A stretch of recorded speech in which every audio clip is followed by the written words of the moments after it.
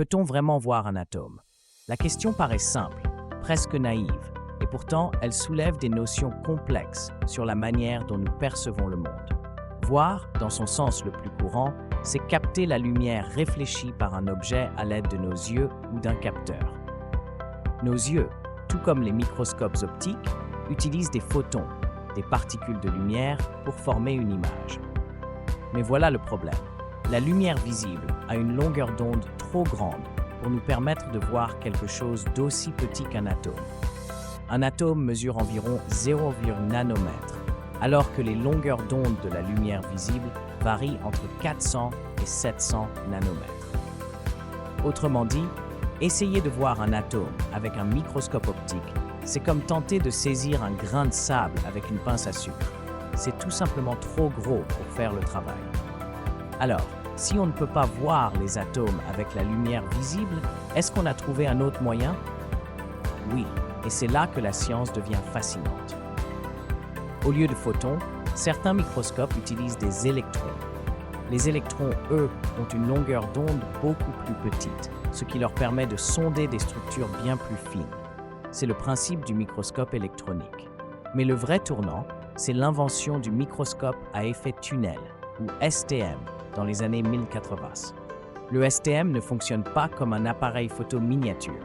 Il utilise une fine aiguille qui passe extrêmement près de la surface d'un matériau, presque au niveau atomique. Cette pointe détecte des variations de courant électrique qui dépendent de la distance entre l'aiguille et les atomes. Ces variations sont ensuite traduites en images. Oui, tu as bien entendu, on ne voit pas directement l'atome. On interprète une mesure physique pour en produire une représentation visuelle. C'est une sorte de cartographie indirecte, basée sur les effets que les atomes ont sur leur environnement immédiat. Ces images d'atomes qu'on voit dans les revues scientifiques ou sur Internet ne sont donc pas des photos comme celles que prend un appareil photo. Ce sont des visualisations, obtenues après traitement de données. Pour autant, ces représentations sont extrêmement précises. Tellement précises qu'on peut littéralement voir des alignements d'atomes à la surface d'un matériau, repérer un défaut dans une structure cristalline ou même déplacer un atome avec une aiguille contrôlée électroniquement. En 1989, des chercheurs d'IBM ont réussi à écrire le mot IBM en positionnant individuellement 35 atomes de xénone sur une surface de nickel. Cette démonstration spectaculaire a prouvé que non seulement on peut détecter les atomes, mais qu'on peut aussi interagir avec eux un par un. C'est une des bases du domaine qu'on appelle la nanotechnologie. Pourtant, même à ce niveau de précision, ce qu'on voit n'est pas vraiment l'atome dans sa forme pure. Car en réalité, un atome n'a pas de bornette. Ce n'est pas une petite bille bien ronde avec un contour défini. C'est une probabilité de présence, une zone floue où il est très probable de trouver l'électron ou le noyau. Selon la mécanique quantique, les électrons ne tournent pas autour du noyau comme des planètes autour du Soleil, malgré ce qu'on a appris à l'école. Ils forment plutôt des nuages de probabilité. Alors, comment représenter quelque chose qui est par essence incertain, flou, changeant? Les physiciens utilisent des modèles, des approximations qui nous aident à comprendre et à prédire le comportement de la matière. Ces modèles sont parfois visuels, comme les fameuses billes colorées ou les structures en forme de double hélice pour l'ADN. Ils sont utiles pour enseigner, pour expliquer, mais ils ne représentent pas fidèlement la réalité atomique. En fait, plus on s'approche de l'infiniment petit, plus nos concepts habituels, comme la forme, la couleur ou même la position, deviennent flous.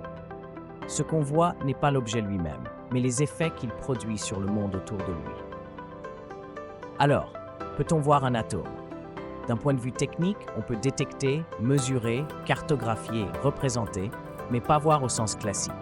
Il n'existe pas de photo brute d'un atome comme il en existe d'un paysage.